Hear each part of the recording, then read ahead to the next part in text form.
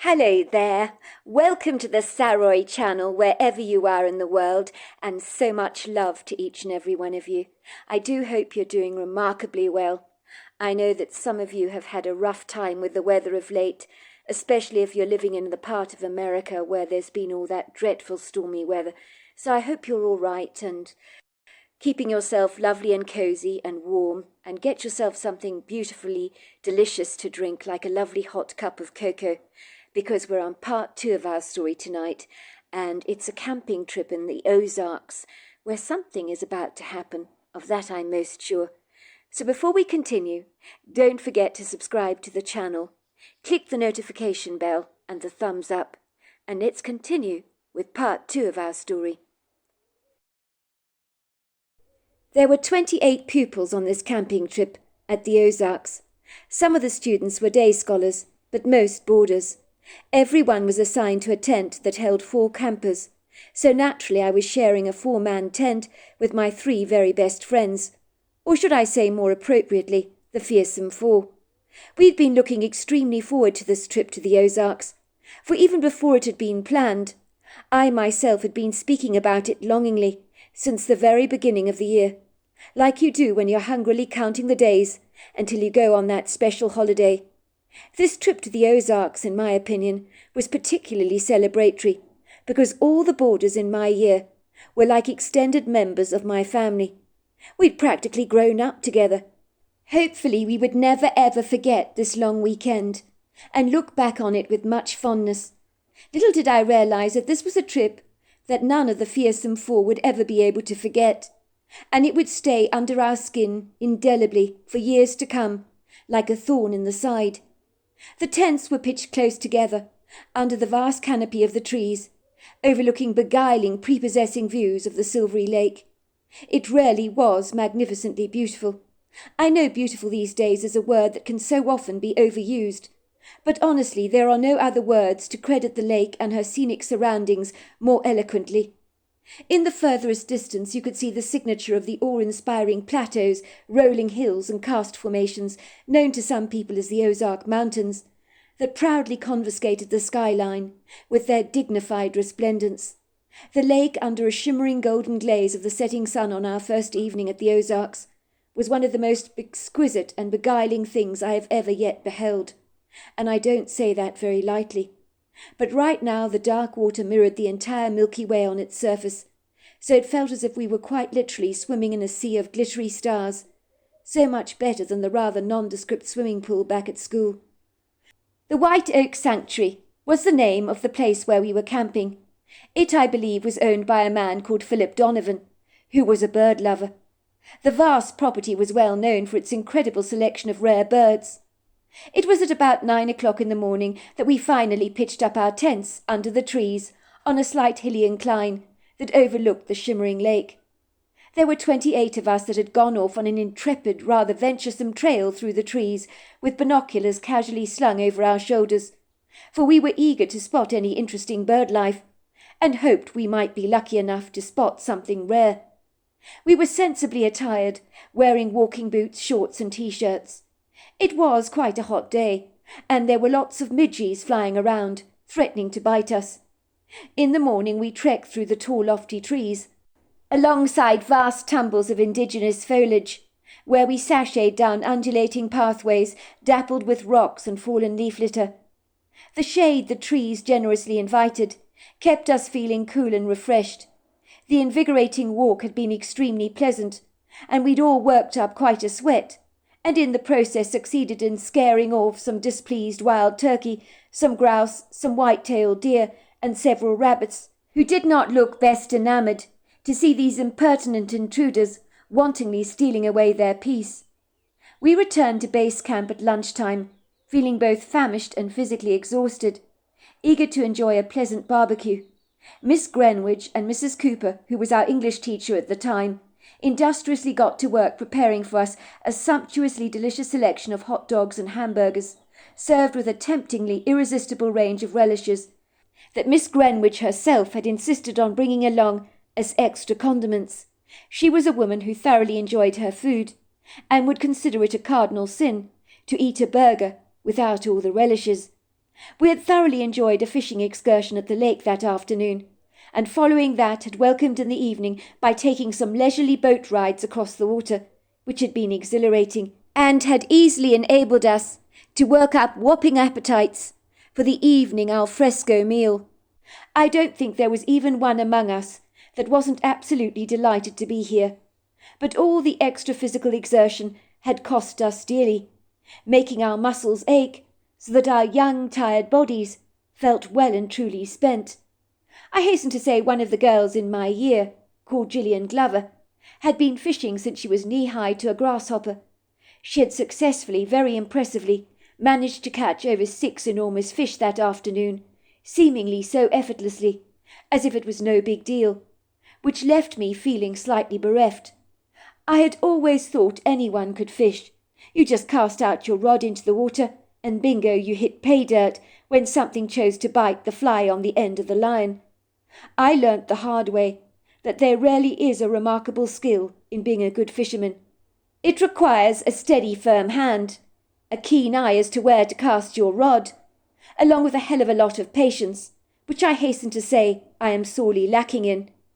I'm embarrassed to have to admit that I pulled in no fish that afternoon, and felt rather peeved by my lack of good fortune. But Miss Greenwich was quick to remind me that I'd been moving around so much on the bank, jerking the line, that I probably scared all the fish away. I have to say she had a good point there. I was resigned to the fact that I was not cut out to be a fisherman. By all accounts, after an enjoyable, relaxing afternoon spent fishing and boating, I'm very glad to say we'd caught more than enough fish to feed an entire army, as the lake was extremely well stocked. Miss Greenwich had carefully stacked away all the fish neatly in a cooler box filled with plenty of ice. It was later in the evening, when Miss Greenwich opened the ice box, that she observed that all the fish had mysteriously vanished. Miss Greenwich was bemused when she found the ice box empty. For a long time she stared at it nonplussed, as she tried to make sense of this baffling conundrum. I guess for her it was rather like the time she nearly slipped over Natalie's sopping wet swimming costume lying in the middle of the dormitory floor, for at the time she couldn't understand what it was doing there. In the beginning, Miss Greenwich genuinely thought one of us had pulled a prank on her by clandestinely hiding the fish away to provoke some kind of shocked reaction from her. But no one came forward to admit to performing this less than amusing stunt, and so everyone was bewildered as to what had actually happened to the missing fish. Miss Greenwich shook her head of short grey curls, and as she did so, the bright red bead she was wearing swung around her neck backwards and forwards like a pendulum, as if they too were equally as frustrated as Mrs. Greenwich was over the case of the missing fish. Even on this camping trip, Miss Greenwich looked amazing. She was wearing one of her bright, cheery dresses. "There has to be a plausible explanation for these missing fish," she said, looking disheartened and confused. "I'm sorry, but there has to be a plausible explanation for these missing fish," she said, looking obviously disheartened and somewhat confused. "I'm sorry, fish don't just disappear randomly like this. Someone has come onto our camp and stolen the fish out of our icebox. But why would anyone do a thing like this? They could so easily catch their own fish at the lake, could they not? It's not as if the lake is low in any stock. There's plenty of fish to go around. So why would they have the blatant audacity to take our fish for themselves?" "Well, maybe they're lazy and hungry," came one of the girls' prompt replies. "But no one else is here at the White Oak Sanctuary, are they, Miss Greenwich?" One of the other pupils was quick to remind her. "Remember, we've got the place entirely to ourselves. No one else is here." "Well, then maybe there is a homeless person camped out in the trees over there. Living rough," suggested Miss Greenwich. "It wouldn't be the first time that such a thing has happened. Who knows, maybe the man is down on his luck and cannot fish without a line." No one seemed entirely convinced that some vagrant had stolen our fish, but Miss Greenwich seemed determined to uncover the mystery of how they'd done a walkabout. But some mysteries can never be solved, and I think eventually we all resigned ourselves to this fact. Luckily Miss Greenwich, who had a hearty appetite, had brought along with her way too much food, So despite the fact that we would not be eating any fish for dinner, we would at the very least be well fed, and no one would be going hungry. We had a barbecue that evening that consisted of marinated chicken pieces, lamb chops and some spicy ribs, which were served with plenty of salads and white bread rolls.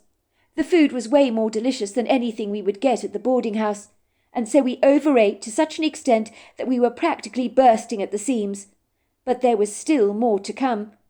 When we sat by the open fire to enjoy the s'mores we were making and roasting marshmallows, it was Mrs. Cooper who suggested that it was traditional over a campfire to tell ghost stories, and everyone cheered and clapped with enthusiasm, as what could be better than listening to creepy ghost stories by a crackling fire underneath a canopy of twinkling stars. It just doesn't get better than that. It felt so sumptuously cosy, all of us gathered together, wearing our cute PJs, while listening to stories. I was sincerely hoping that someone would have something interesting and exciting to tell us. It made me shiver with delight, the thought of listening to a scary, very spooky story. I loved being spooked from a distance, of course. Surely with 30 people gathered together around this fireside, someone would have a good ghost story to tell. Sadly, I would not be able to contribute anything, as I had no scary stories in my repertoire, which of course was an awful pity. "A campfire is not a campfire without a good ghost story," Mrs. Cooper remarked.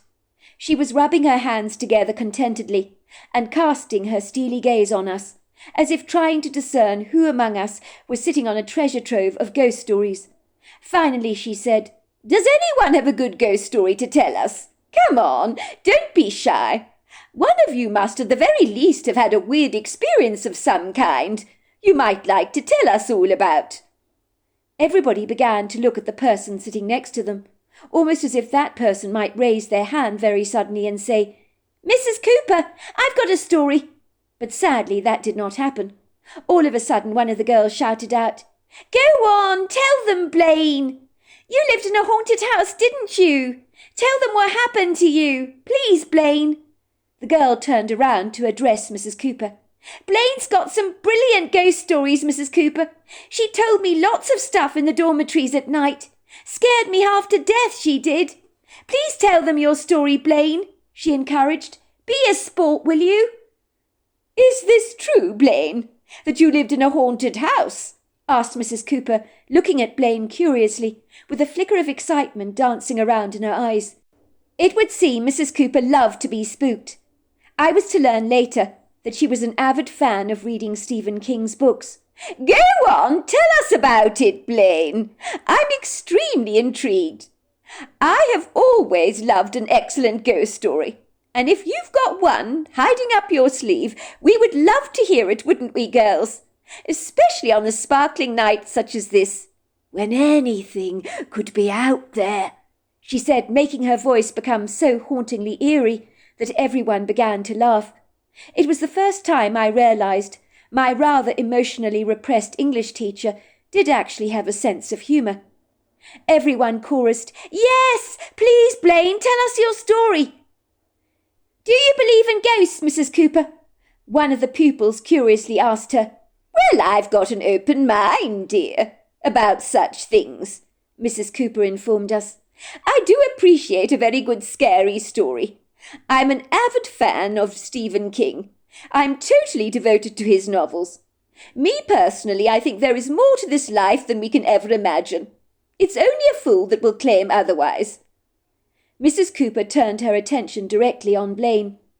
Expectation was written all over her face, which was so infectious that soon every head was turned directly onto Blaine, and every eye focused on her.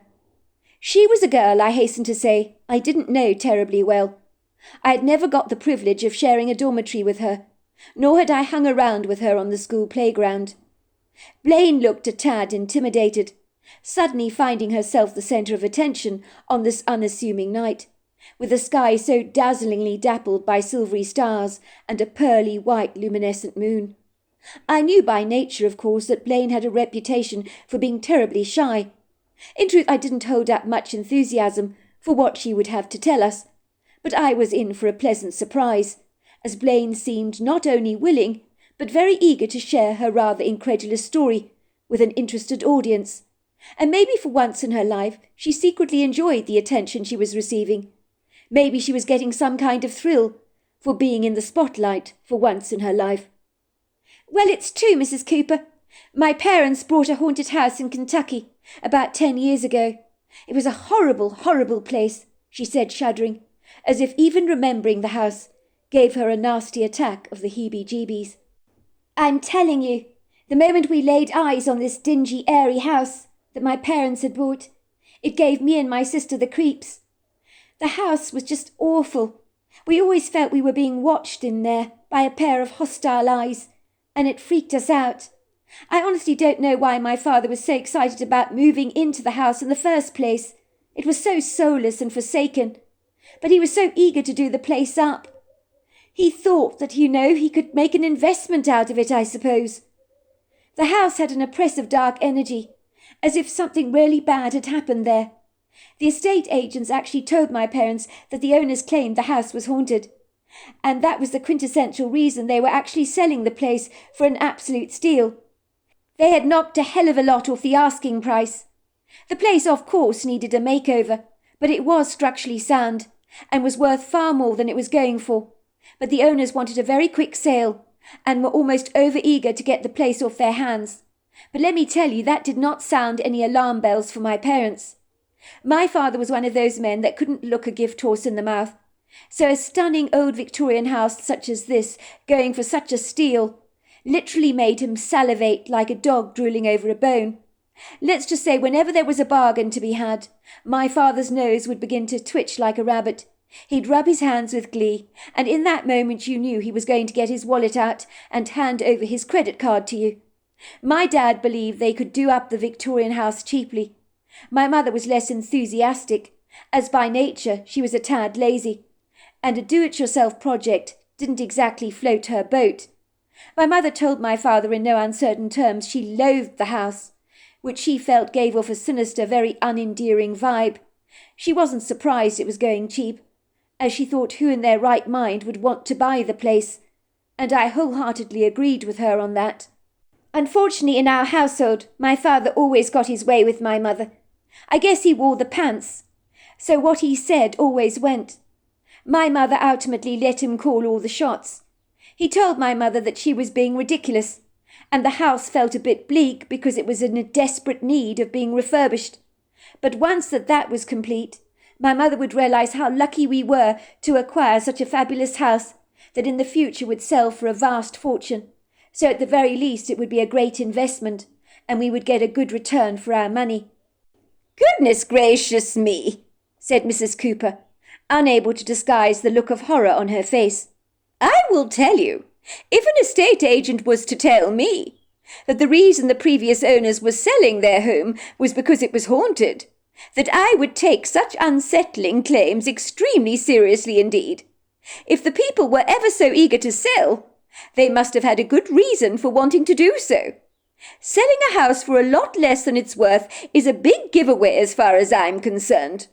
My father used to say that you get nothing for free in this life, and if something is too good to be true, it probably is."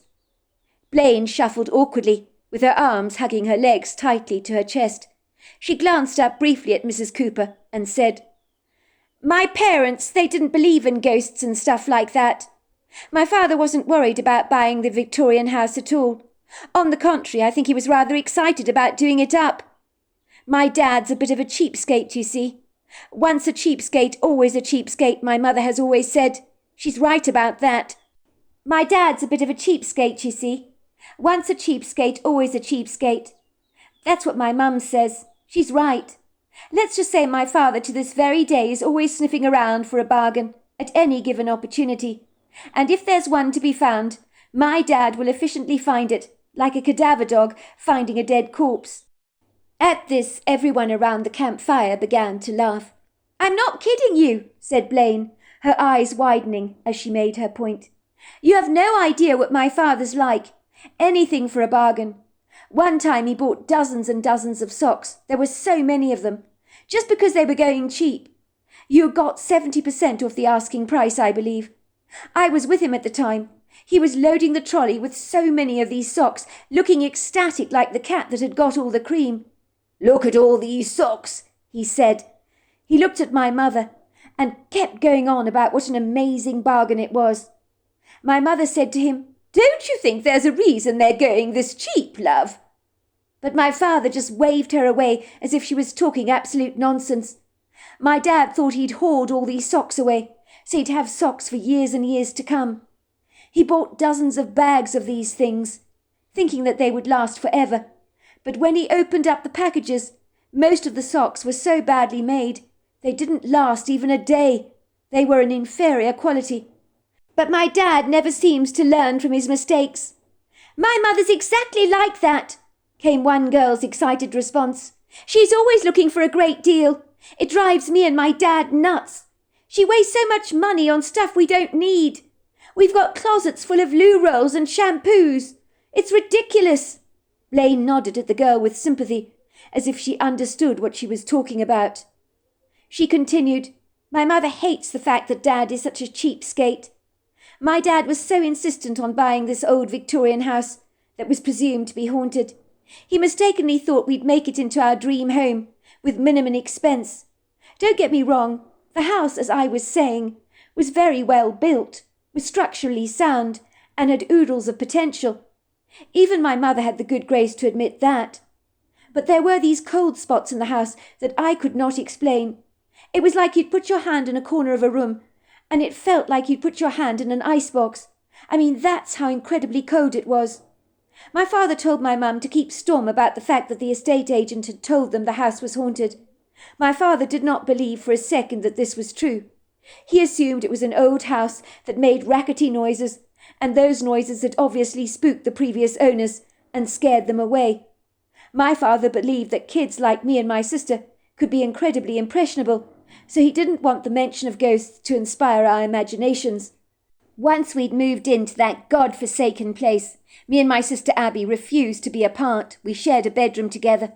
We had been looking so forward to having our own space, but not in that house.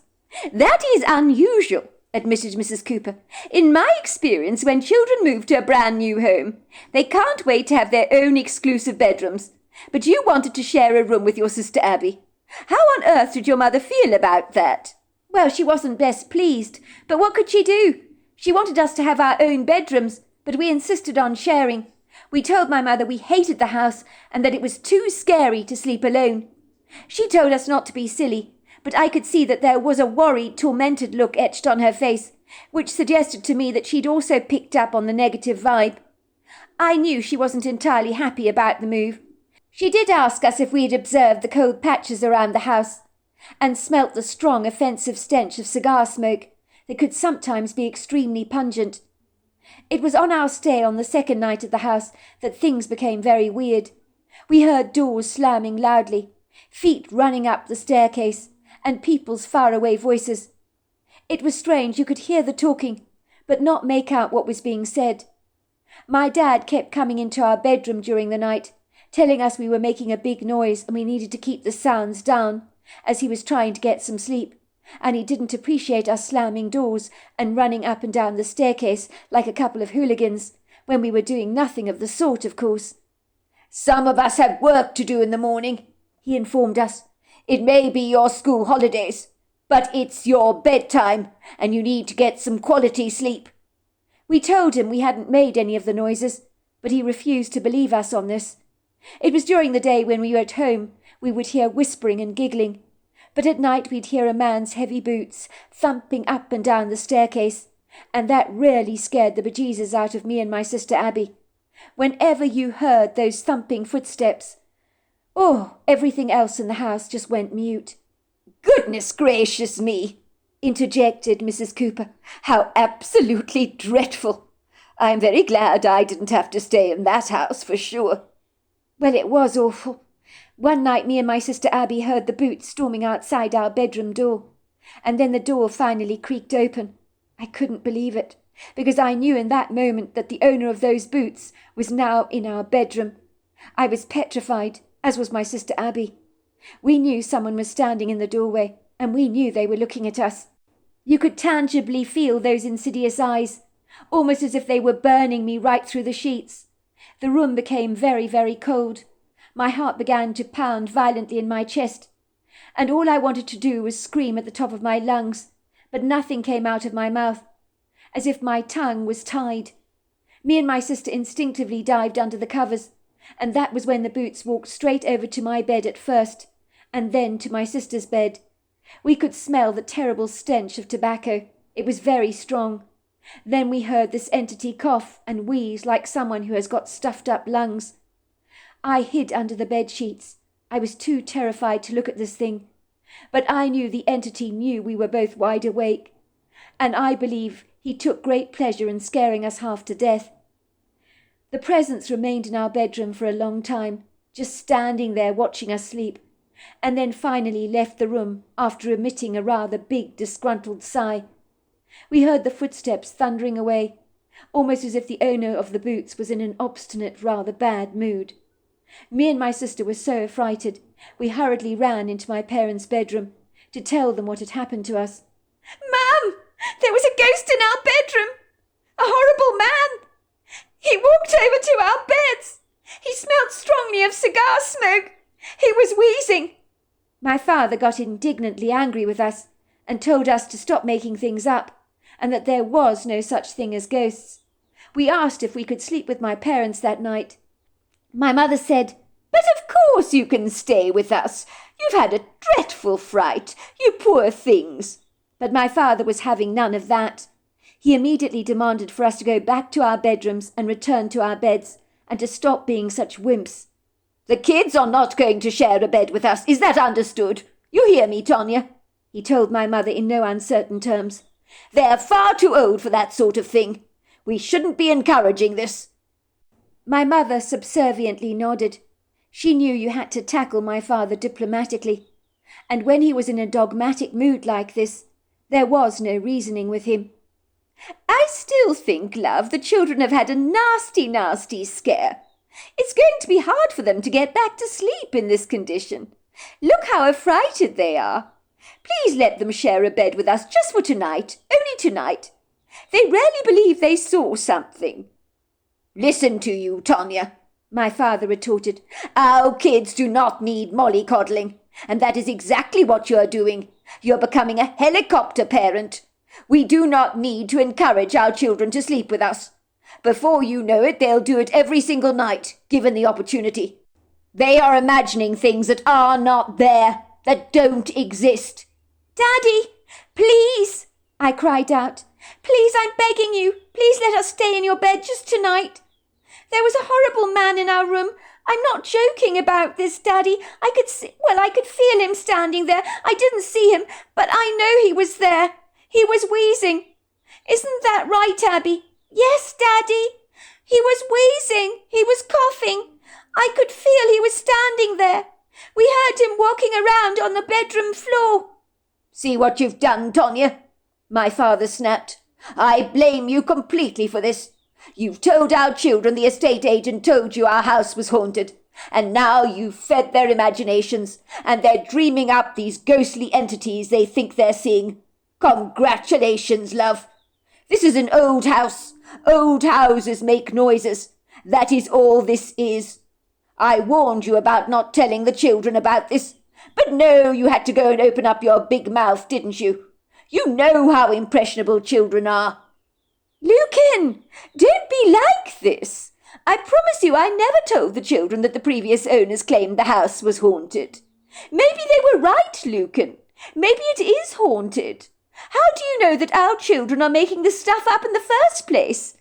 They've never told lies before. Maybe there is genuinely a ghost in the house, and I'm being serious, Lucan. Think about it for a moment. What about all the strange smells of tobacco in the house? What about all the running up the stairs? And the faraway voices we always hear? And what about the noisy footsteps that go up the staircase at night? You can't just put that down to strange noises in the house. There's something going on here. I'm sure there is." "Not you two, Tonya. Are you completely off your rocker, woman? If you're talking like this, is it any wonder our children are making up such preposterous claims? You're deliberately encouraging them to make all this nonsense up. What the hell is wrong with you? There are no such things as ghosts, and that is final. Kids, go back to your room right now, and for God's sake stop whinging. You're not going to sleep in our bed with us tonight, and that is final. Now go to your bedrooms. Is that understood? Yes, Daddy. Yes, Daddy. My mother gave us a defeated, apologetic look. I knew she unequivocally believed our story. She was increasingly unsettled about the rather discomposing energy in the house, and I knew it bothered her greatly. I had overheard her telling her own sister that she felt watched all the time, and heard strange footsteps and faraway voices, and she had confirmed that tonight. "How dreadful!" said Mrs. Cooper. "Your poor mother! Your father obstinately refusing to believe the house was haunted. That must have been very distressing for the all of you. I can't imagine what it must be like not to be believed." It was very distressing, and the visits from this ghostly apparition, I'm afraid to say, did not stop there. Regretfully, the awful entity visited our bedroom every single night without fail. It terrified the bejesus out of the both of us, but it was completely useless going to my parents about it. We tried to keep our bedside lights on all night, but that didn't help at all because the bulbs would blow all the time. My father refused to replace them, as they were so expensive. In the end, me and my sister began to share a bed together almost every night, so we could cling to each other when the bedroom door opened and the footsteps walked over to the bed. I began to pray in earnest to God that the ghost would make himself known to my father, so he'd see that we hadn't lost our marbles, and there really was something haunting our house that clearly did not like us even being there.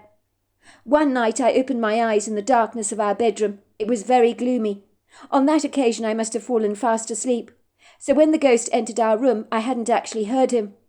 So I found myself staring at this man. He was quite tall, wearing a Victorian hat. He had a pocket watch on and was wearing tails and smart black trousers. He was glaring at me furiously. He looked so formidable and so enraged. And then in a raspy voice he said, "Get the hell out of my house, the all of you! This is my home, and I want you all gone." He walked away and I heard him thundering down the staircase in his heavy boots. I was so dreadfully affrighted. I clutched my teddy bear so tightly and waited with bated breath for the morning to come. And it couldn't come soon enough. That night I had chosen to sleep in my own bed and not with my sister, because I decided to be brave, and I really regretted that. It turned out my sister Abby had seen and heard the ghost as well, so she was able to confirm what I saw. We both then told my mother what we'd seen, and she was very distressed about it all, but did not want us to tell our father about it, as he would only ridicule us. She told us she loathed the house and wished we could sell it, but Dad would not listen. She told us she would do everything in her power to make him see sense. She was worried the entity might get angry if we refused to leave, and it turned out she wasn't wrong about that. Things came to a head for us one day, when my mother was nonchalantly hoovering the staircase. She was on the lower steps, and glanced up because she felt as if something was watching her, and that was when she observed a very well-dressed, rather distinguished debonair Victorian gentleman glaring down at her through enraged brown eyes. He screamed at her, "I told you to get the hell out of my house! Why won't you listen?" The man then vanished before her eyes, in a wisp of what seemed like smoke. Seconds later, as she was making her way up the staircase rather reluctantly, with a wicker basket in her hand, containing our clean laundry that she was going to replace in our closets, she felt a hand on her back, and then she was violently twisted around and pushed down the staircase, and my mother landed at the very bottom, but she was no worse for wear, luckily. She looked up at the staircase to see the angry Victorian man waving his fists furiously at her and telling her, "Get the hell out of this house! If you don't, I'll make sure that much worse things become of you." My mother was so terrified, she abandoned everything, even our clean laundry that was spread all over the floor. She picked us up from school and took us to live with her sister. She told my father in no uncertain terms that if he didn't sell the old Victorian house, that she would immediately file for divorce, as there was no way she was going back to live there. That was the first time my mother ever stood up to my father, and I was really proud of her for that. Me and my sister were absolutely elated that we would never go back to the Victorian house ever again. My father and mother actually separated for about 6 months, while my father worked tirelessly on the Victorian house, but his renovating stirred up more trouble for him and made the Victorian gentleman absolutely furious. So much so that my father woke up one night, only to find the Victorian man standing over him and trying to strangle him in his sleep, telling him, "I told you to get out of my house! The rest of your family listened to me, but you didn't. What's wrong with you? Get out or I'll kill you!" That was when my father realized that ghosts were real, and he got the hell out of that house, I can tell you, as fast as he could.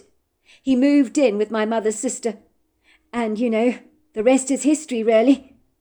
"What happened to the house?" asked Mrs. Cooper. "I'm curious about that." Well, my dad contacted the estate agent, who initially sold the house to us, and the first thing she said to my father is, "What took you so long?" "I guess she knew the ghostly entity would throw us out." "Goodness gracious me. Did your mother do any research on the property?" "Yes, she did, as a matter of fact. She discovered that in 1837, that was about the time when Queen Victoria was on the throne in England. That was when the house was purchased by a Mr. Leonard Newland. I gather he was a very formidable man, not liked by many people. My mother found a newspaper article about him. Apparently both of his 2 daughters mysteriously vanished one day, never to be seen again. And shortly after his wife also disappeared. It was rumoured that Leonard was behind their disappearances, but of course they couldn't prove anything." "Of course they couldn't prove anything," said Mrs. Cooper. "The man was cunningly sly, obviously repugnantly vile when he was alive, and my guess is he disposed of his entire family. It was obvious he was a nasty piece of work. The way he threw your poor mother down the staircase speaks volumes. She could have been killed. Those accidents are not fun by any manner of means." "It's funny you should say that, Mrs. Cooper.